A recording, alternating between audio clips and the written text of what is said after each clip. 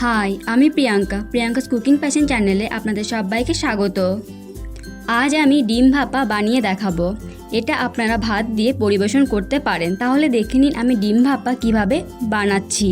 প্রথমে আমি কিছু উপকরণ পেস্ট বানিয়ে নেব। নিচ্ছি 1 চামচ পোস্ত,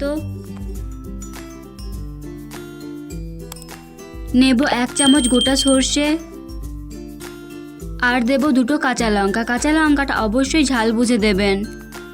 এবার জল দিয়ে পেস্ট বানাবো। আমি একেবারে জল না দিয়ে একটু একটু জল দিয়ে কিন্তু পেস্ট বানাবো। এবার এটা খুব ভালো করে পেস্ট বানিয়ে নেব। সব উপকরণ খুব ভালোভাবে পেস্ট বানিয়ে নিয়েছি।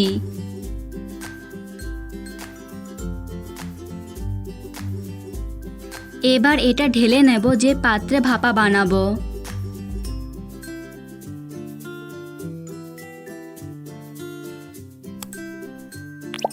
পাত্রে মশলা লেগেছিল সেটা ধুয়ে দিয়ে দিচ্ছি। এবার এর মধ্যে এক এক করে বেশ কিছু উপকরণ দিয়ে দেব। 1/2 চামচ হলুদ গুঁড়ো, 1/2 চামচ লঙ্কার গুঁড়ো, পরিমাণ মতো লবণ, আর দেব 1 চামচ কাঁচা সর্ষের তেল।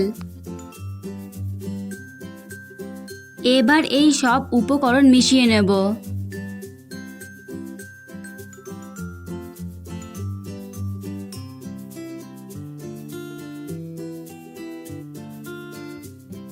তিনটে সেদ্ধ ডিম নিয়েছি। সেদ্ধ ডিমের খোলা আমি ফেলে দিয়েছি। আপনারা ডিমগুলো দুভাগে ভাগ করে নিতে পারেন।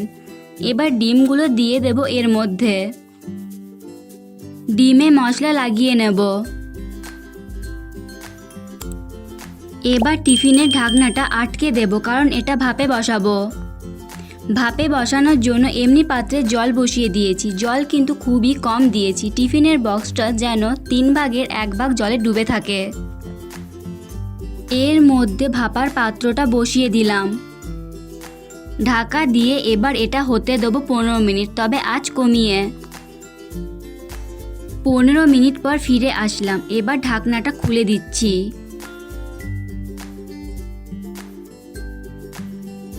এবার গ্যাস বন্ধ করে দিচ্ছি। ভাপার পাত্রটা গরম, তাই এখন আমি তুলছি না। ঠান্ডা হলে টিফিন বক্সটা আমি তুলে নেব।